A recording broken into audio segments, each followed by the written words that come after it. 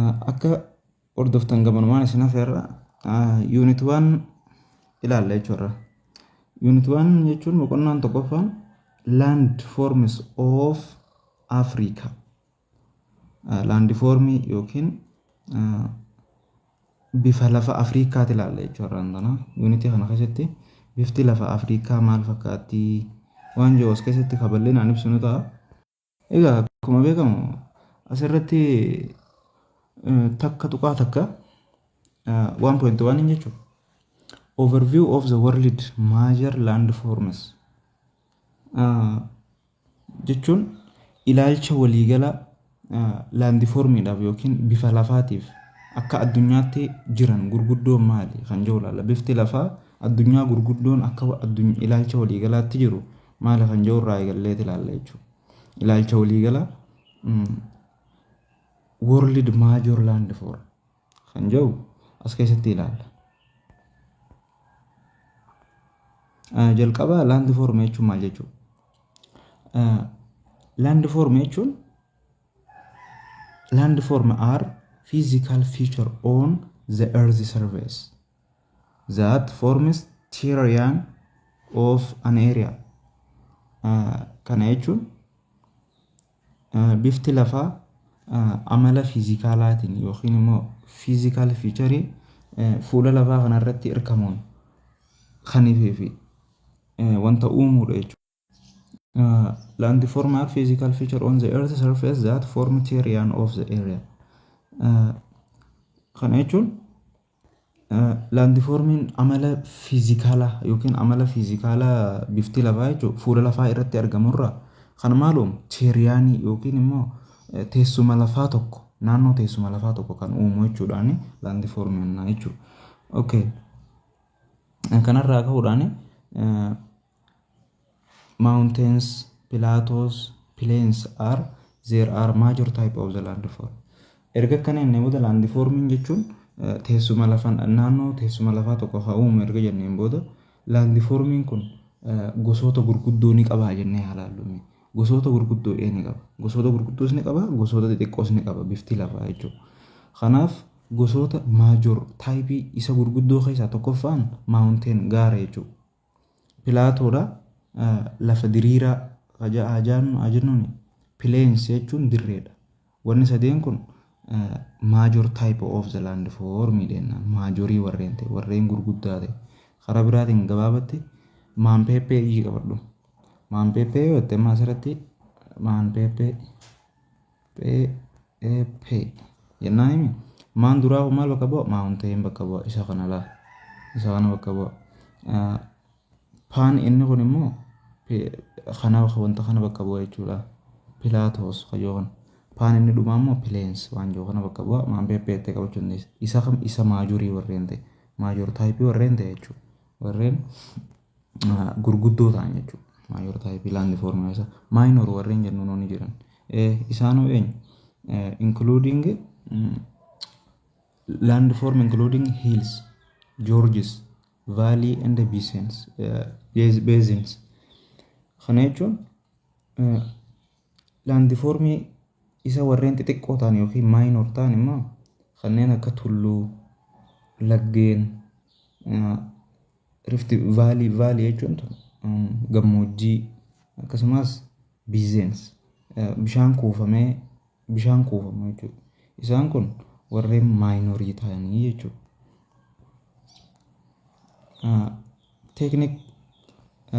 Tectonic plate movement and volcanic activities internal process in the earth's interior can create landform by pushing up mountains and hills.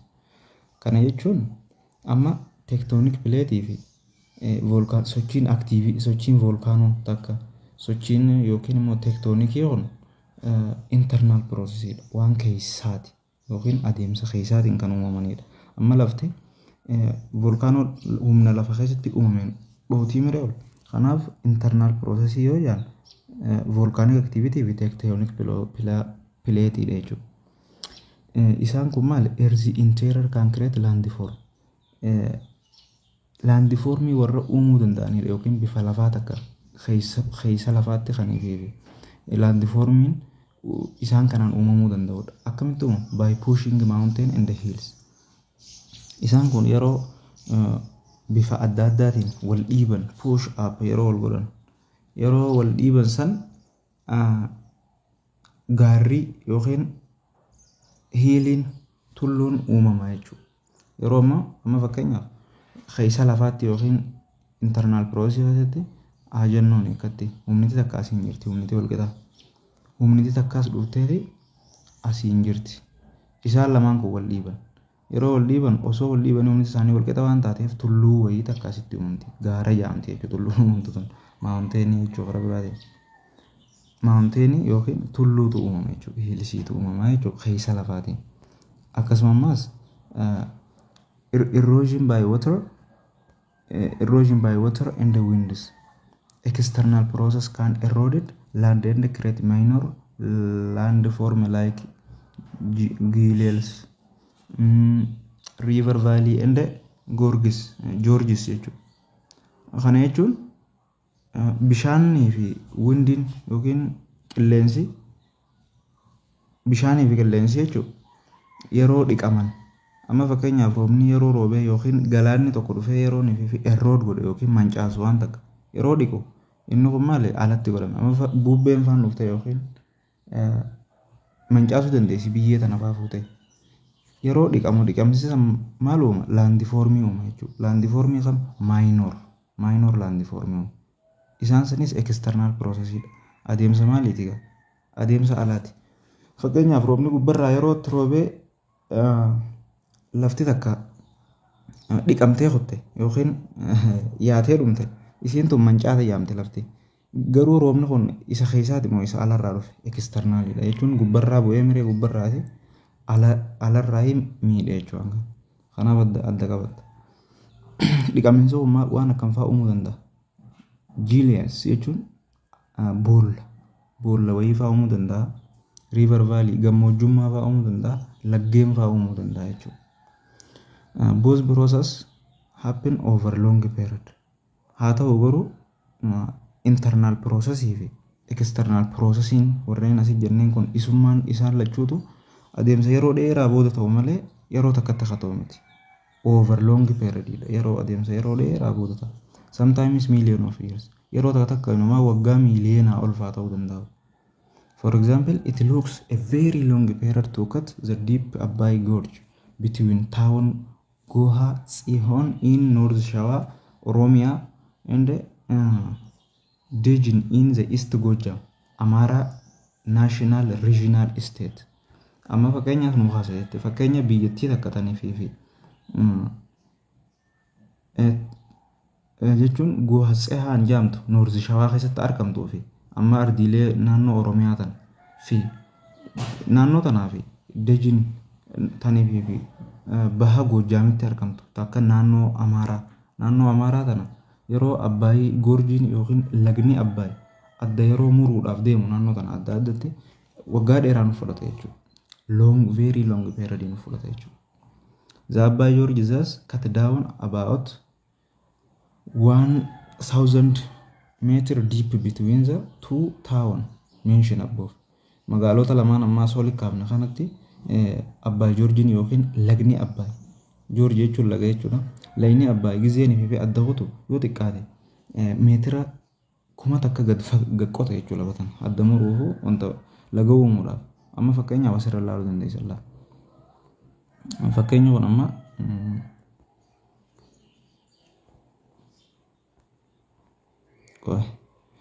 Abbaay Gorge at point of the near Tsihaan and Dejen Townidha. Amma asii jechuun Dejen Townidha. Asiin immoo Goonsaayii tanii fi naannoo Oromiyaa tokko keessatti argamtu. Garuu lagni tokko dhufee isaan kana yeroo laal adda muru adeemsa yeroo dheeraa booda adda ciree gamatti adda baasa jechuudha. Isaan kun naannoo adda addatti adda baasee gaffa geesse even meetira 100 takka fa'aa gaqqotu meetira 1000 takka fa'aa gaqqotee gaqqotuu danda'a jechuudha. Konseptiin isaa akkasii.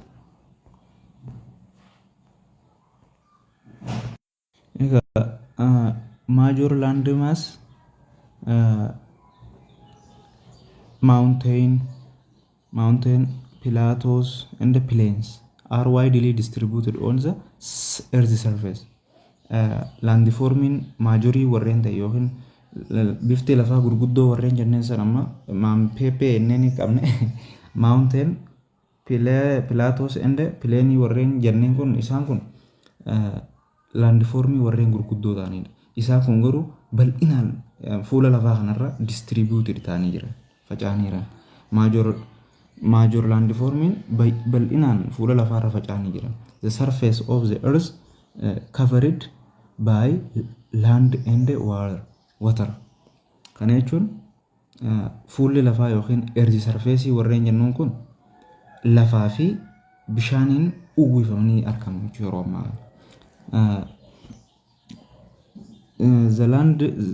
The land form make up continent and the water form is ocean. Hogga kaneennu lafti tun lafaa fi bishaaniin uwwifamteerti jenne. Garuu wanti lafaan landformii maal uumti? Ardiilee uumti, kontinentii yookiin ardii uumti. Garuu bishaaniin uwwifamtee nemre bishaan immoo maal uume jechuudha? Ooshinii uume jechuudha. Lafti tun bishaanii fi lafaan marfamtee argamti. Lafti yoo ardiilee uumtu bishaan immoo galaana uumti jechuudha. Ooshinii uumti.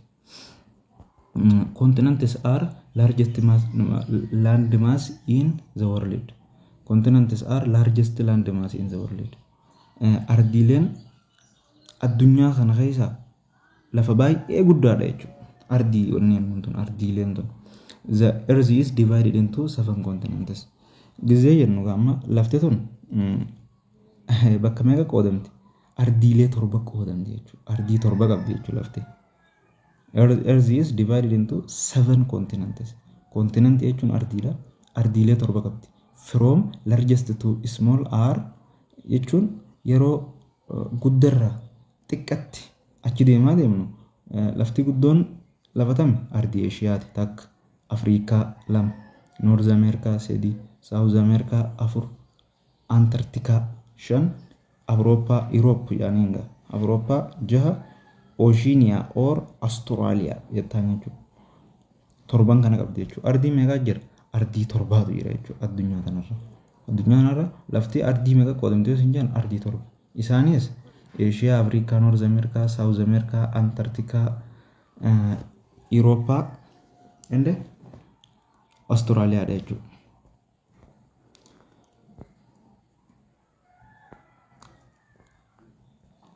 Kanaaf akkuma beekamu guddoon tokkoffaan eenyuun ardii Eeshiyaati. Akkuma laaltee agarru jechuudha. Akkuma laallee agarru laal kaartaan siiqa diimaa kana waan ta'eef diimaan kun laal bakka itti dhaabbatu sirraa kaatee akkasi. Lammaffaan immoo ardiin addunyaa kanarraa guddoodha. Lammaffaarratti argamtu Afrikaadha. Sadaffaarratti argamtu North Americaadha jechuudha. As jirti North America ilaa hanga asitti deemti gaa North America. Ardiidhaan baay'ina lafaatiin himaa irraa beekaga. Laal bibiicaan lafa South Americaati takka magariisituun tuun immoo laaltuun immoo bishaan garbaa mire itti aantee immoo South America sadarkaa Awurooppaa irratti argamtu. Shanaffaa irratti argamtu immoo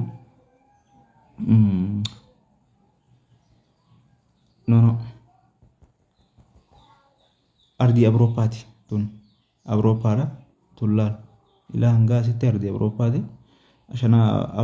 Shanaffaa irratti argamti Antarcticaadha lafa adii tana isiin. Austraaliyaan immoo toora kanatti argamti jechuudha. Ardiin 7 jira. Isii tanoomee karaa gabaabaan si qabsiisu. Karaa gabaabaadhaan akka qabachuu dandeessutti laalime asitti. Akkam jettee qabatta? Karaa gabaabaatti ardii tan Aanas Awurooppaa Aanas jechuudha. Awurooppaadhaas Austraaliyaadhaas jettee qabatta. Ardii 5 jechuudha. Aansan maal bakka bu'a? Eeshiyaa bakka bu'a. Aan lamadaa maal bakka bu'a? Afrikaa. Naansan immoo Aanas jenneen imre North America tokkotu hafe asitti sorry laal tokkotu hafe Antarctica goota. Awurooppaadhaas Austraaliyaadhaas jettee qabatta. Chankii gootee karaa gabaabaadhaan Aanas Awurooppaadhaas Austraaliyaadhaas. Aansan Eeshiyaa bakka bu'a. Afrikaa North America, South America, Antarctica dha. Laal saa dura jirame anas gisee no Antarctica, Awurooppaa, Austraaliyaa jechuudha. Shanan kanatti dalamti. Okay, akkuma beekamu jechuun ocean jechuun maali? Ocean jechuun galaana inni mire ocean. Ocean jechuun maali? Galaana jechuudha. Galaana jechuun maali?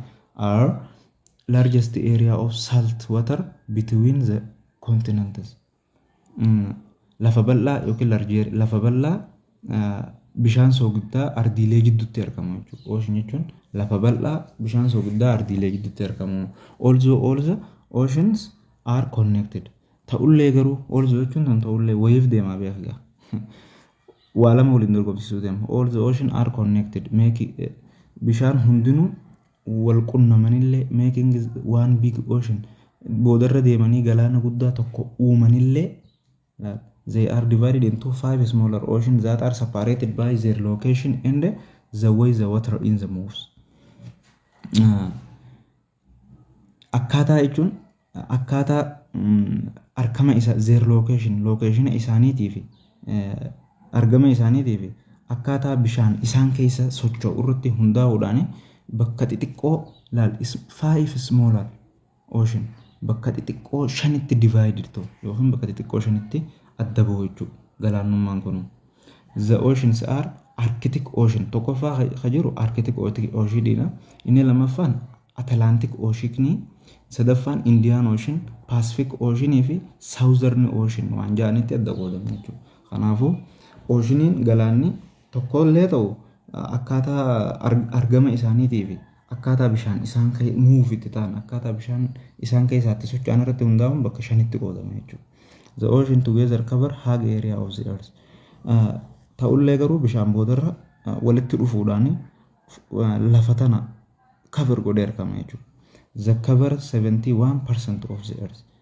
Laal gartee bishaan fuula lafaa yookiin lafa tana total earth yookiin lafa percentii 70 takka cover godhee jechuudha. 71% 70 takka. The Pacific Ocean is both the largest and the deepest ocean. Ta'ullee garuu Pacific Ocean kun laanni gartaame Pacific Ocean warree jennuun kun largest and the deepest ocean. Garmalees guddaadhaas garmalee bishaan keessa deepest dha. Garmalee keessa gadi fagoo jechuudha. Deepest jechuun ka gadi fageenyaa fi akkuma haroo irrattuu guddaan eenyu Pacific dha jechuudha. Which cover 1/3 of the earth's surface. Inni mataa isaattu earth surface yookiin fuula lafaa kana harka 3 jiru keessa harka tokko uwwisee argama jechuudha. 1/3 jechuun sardee jechuun sadii mire harka 3 keessa waan harka tokko uwwisee cover godhee jira jechuudha.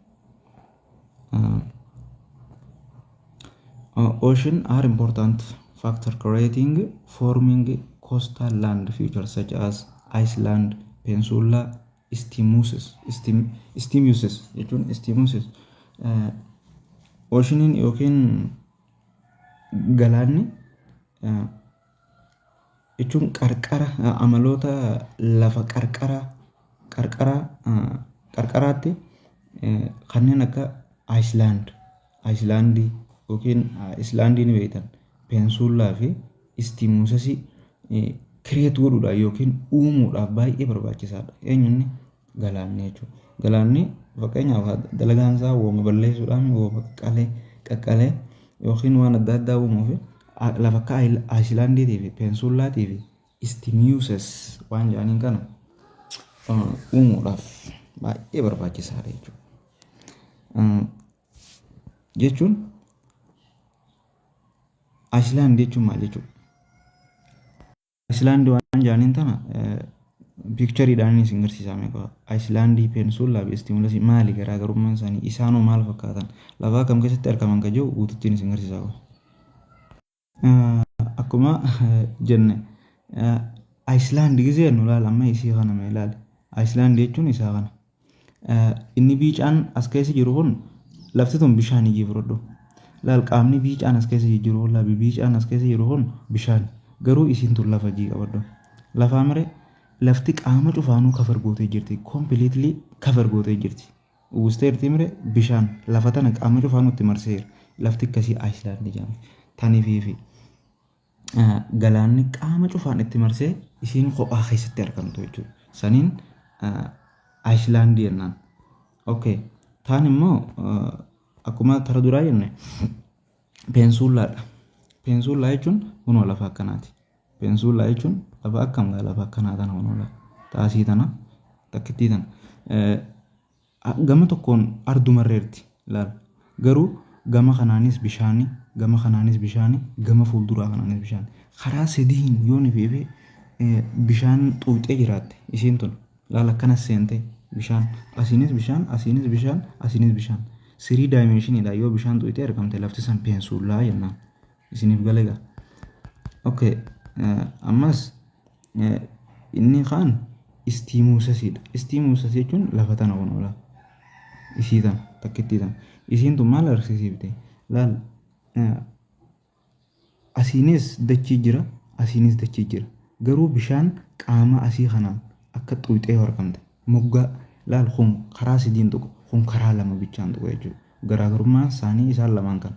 Asiin tuqeeti keessa deemee lafa taan dirritti yoo daddabee istiimuusas jedhaniin. Piikchar akka isiniif galuu jeetiin kana godhe.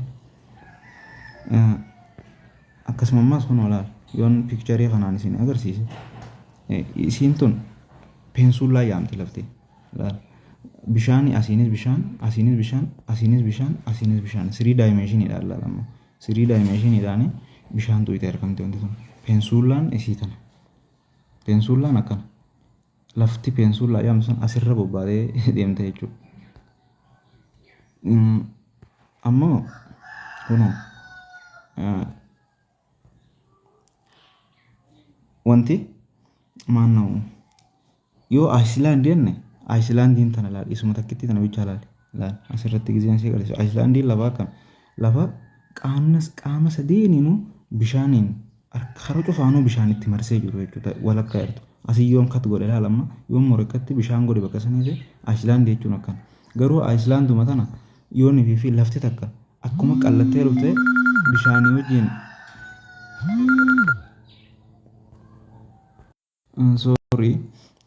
jechuun asiin lafa laandiidhaan gartaame asiin yeroo isiin tun qallattee akkanatti dhuftee Ayislaandii yookiin lafa takkaan dhuftee akkanatti yoo wal qunnamte taate lafti tun maal jedhamti? Istiimiyos jedhaniin.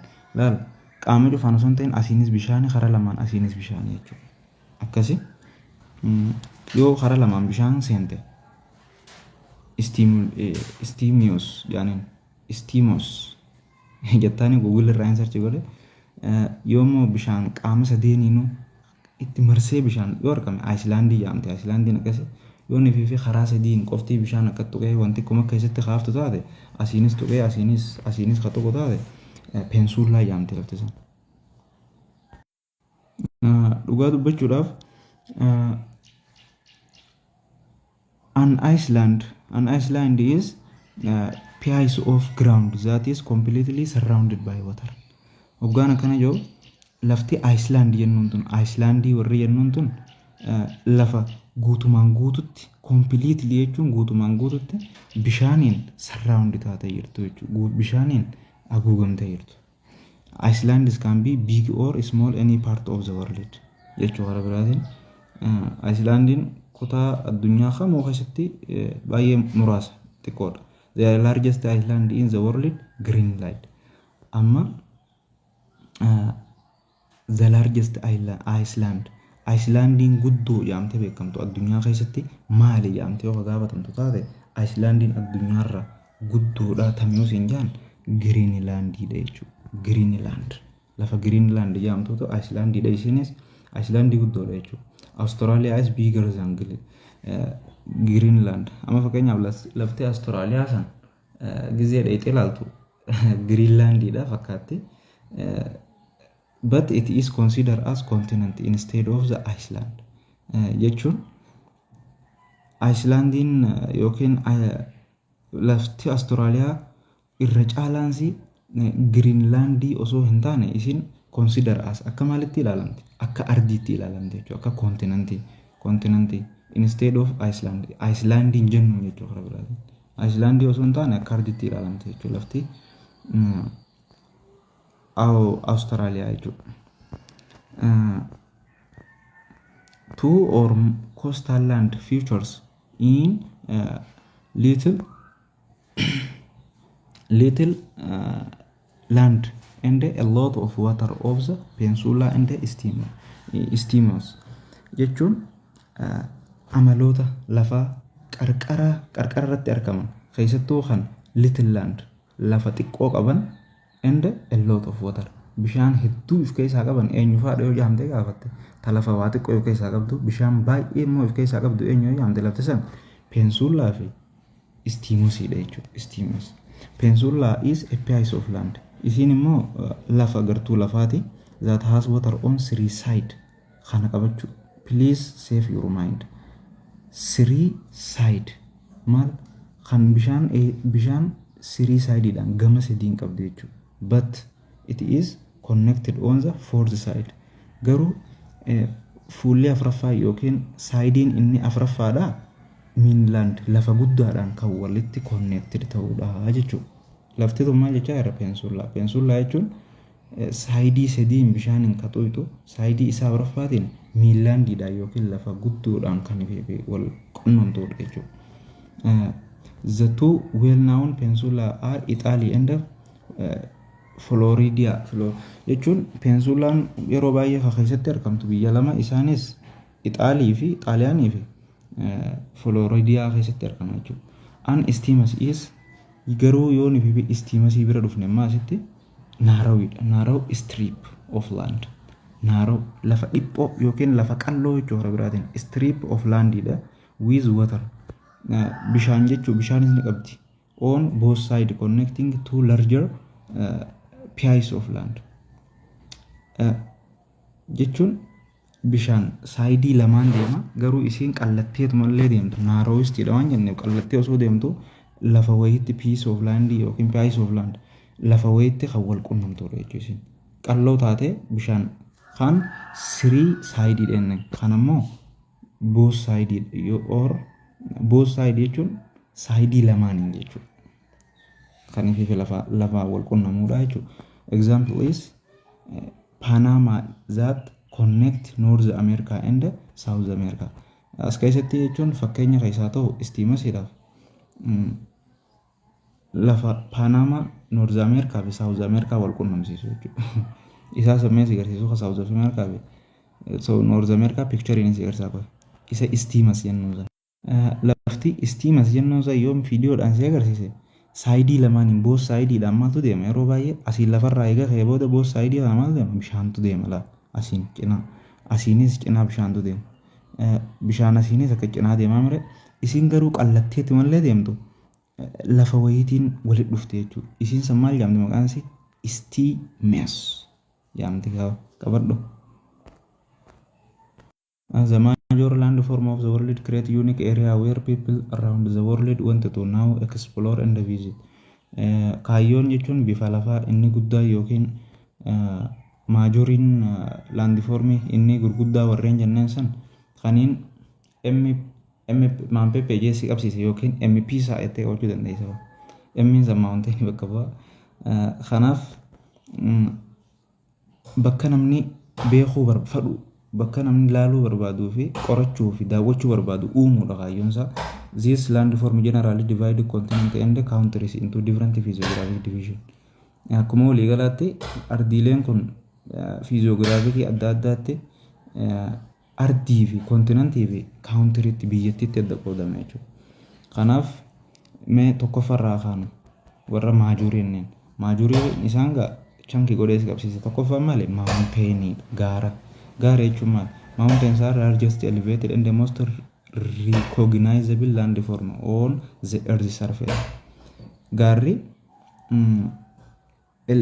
jechuun landformii yookiin bifa lafaa kan baay'ee guddaa ol ka'aa ta'ee fi caalatti beekamaa ta'e recognizable ta'e beekamaa ta'e fuula lafaa irratti jechuudha. Kan baay'ee ol ka'insaa fi baay'ee beekamaa ta'edha jechuudha bifa lafaa keessatti. Garuu gaarri maal qaba tokkoffaa irratti they have step side qaba yookiin jajalla jechuudha. Step side jechuun waan akkasitti mammarama wayii qaba. high peaks fiixee irratti dheeraadha, fiixee irratti ol ka'aa qaba. That stands from surrounding land lafa isaanii irraa kan adda ta'ee mul'atudha jechuudha. Stand out from the lafa taan irraa amma lafa diriirtuu tanarraa gaarri adda ta'ee mul'ata jechuudha. Around the mountains we may find smaller less steep landform called hills. Ammoo wanni ilaalle asirratti may find jechuun isa kana yoo ni beebe gaarri kun naannoo gaarraa sanitti small less step siding kan fi naannoo gaaruma fakkaattee garuu smaller taate gaararra xiqqoo taate akkasumas less step landform jechuun jajallaa kanallee waa xiqqashuma qabdu maal jaamti hills tulluu jaamti jechuudha. Hills jechuun maal tulluu jaamti jechuudha. Hills jechuun tulluudha baay'ee akkasii. Mountains are usually formed when rock layers are pushed together form opposite side. Gaarri yeroo akkam uumamu maaltu uumame gaara kana jennuuf yeroo baay'ee rock layering yookiin layering dhagaa yeroo nifi lafa keessatti pushed together wal dhiiban jechuudha from opposite side gama fallaati yeroo nifi isaan lama wal dhiibane gaarri uumame jechuudha. Keessoo lafaatti yeroo nifi amma giccitiin ni jirti yookiin asii keessa lafaatti qabee yeroo akkanatti asiin humni takka uumamtu humni faallaa takka dhuftee asii dhiibdi osuma gisee isaan lamaan wal gachaanii booda gaarri ol keessatti uumama jechuudha. Kanaaf gaarri akkasitti uumamaa yaada qaba.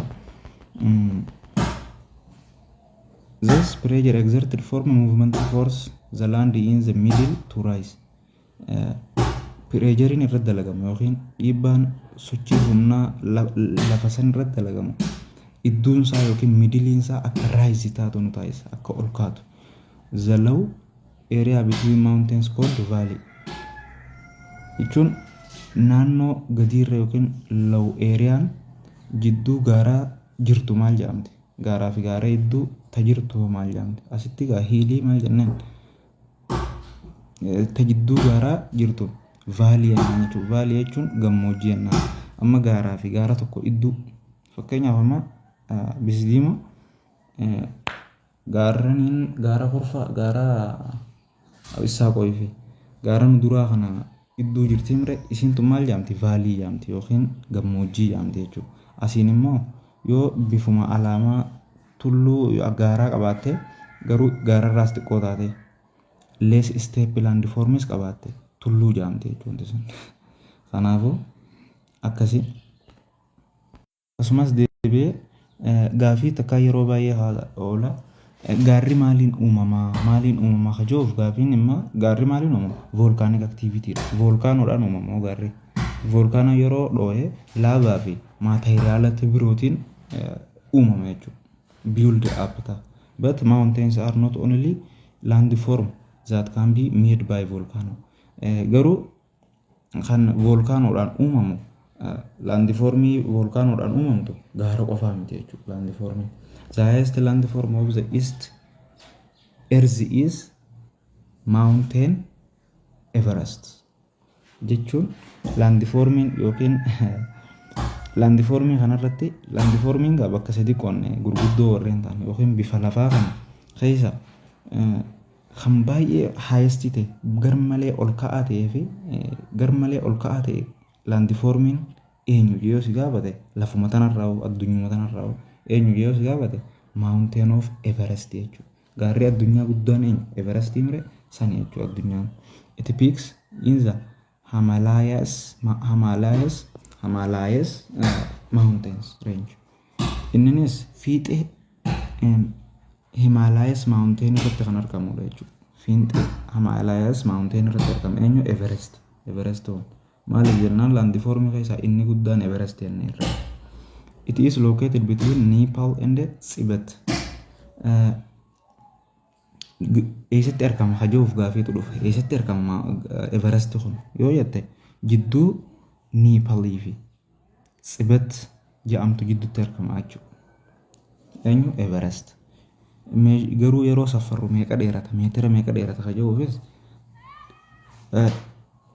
80,000 849 meter above sea level. Jechuun sadarkaa bishaanirraa above sea level irraa yookiin above sea level jechuun naannoo sadarkaa bishaanii irraa yeroo saffaramu meetira 8,849 dheerata jechuudha. Meetira oloon siin jedhe gaara kam gaara Everest. It's part of the Himalayan mountain range that runs across several countries in South and Southeast Asia, such as India, Pakistan, Nepal, Bhutan, China, and Afghanistan. Ogga jennu garuu kutaan jechuun gaarri Himaalayaa kun yookiin kutaan gaarri Himaalayaa kun biyyoota hedduu qaxxaamura. Biyyoota akka kaabaa fi kibbaa fi saawuzii jechuun kibbaa fi kibba baha Eeshiyaa biyyoota akka Hindiitii fi Paakistaan, Neepaalii fi Bhutaan, Chaayinaa, Indii, Afgaanistaan kana qaxxaamura jechuudha dheerinni isaa. Mountain range exerted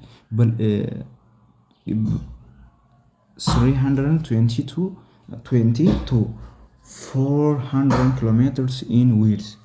Gaarri kun hangam takka bal'ata lafa hangam takka qabatee jira yoo ta'e kiiloomeetira 320 hanga 400 lafarra bal'ata. Gaarri kun gaarri Everest jennuun hangam takka dheerata yoo keetu taate bal'inaaf dheerinaa jira malee bal'inni isaa hanga 400 irraa ka'e. Dheerinni isaa immoo kiiloomeetira 1,500 jechuudha. 1,500 kilometers in length. Himalayas were formed about 40 to 50 million years ago when Indian tectonic plate collided with Eurasian plate. Yeroo inni gaafam uumame yookiin Himalayaan gaarri Himalayaa warreen jennu kun yoom uumame yoo ta'e gaafatu taate barri isaa dheeraadha. Bara 40 hanga 50 miliyoona 40 hanga miliyoona 50 waggaa miliyoona 40 hanga waggaa miliyoona 50 dura uumame jechuudha gaarri kun. Sababa maaliitiin? Sababa Indian tectonic platetiin Eurasian plateedha wajjin wal dhooyteef collided. Sababa Eurasian plate wajjin Indian tectonic platein kun wal dhooyteef gaarri Everest uumame jechuudha.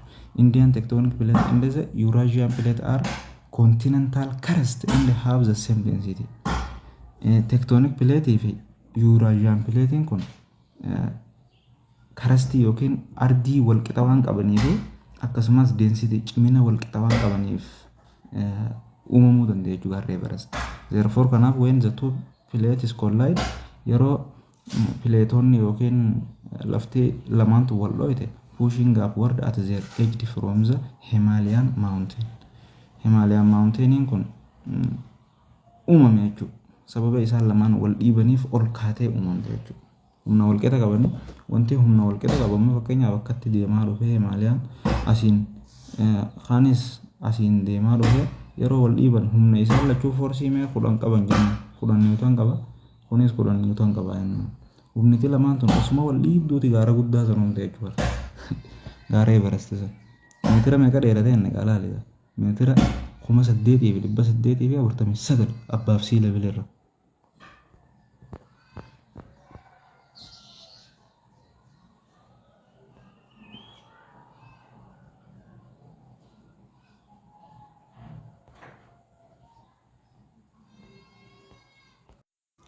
Landforms can also exist under the ocean in the form of mountain range and basins. Kana jechuun bifti lafaa yookiin bifti lafaa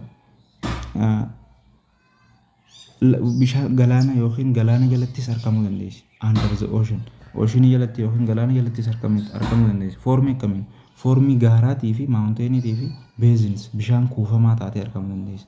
Amma fakkeenyaaf the Marianian Trench wanni jaaniin tun afaan Amaaraatiin የበረዶ ንግግር waan jaaniin takka jechuun bifa baradootiin lafa jalatti kuufamee wal gubbaa ta'uu danda'a. The deepest landform on the earth addunyaa tana keessaa yookiin lafa tana keessaa landformiin deepest taate yookiin fageenya kan qabdu in the South Pacific Ocean. Pacific Ocean kibba Pacific Ocean keessa jira jechuudha. Kan addunyaa kanarraa galaanni addunyaa kanarraa guddaa fi gad fageenya as keessa qabu waan Pacific Ocean ta'ee fi karaa sanitti argama jechuudha. Deepestiin eessatti argama? South Pacific Ocean tti argama jechuudha. Kanaaf har'aa asuma dhaabna gaan keenyaas dheeratee jira fakkaate nagaan tura.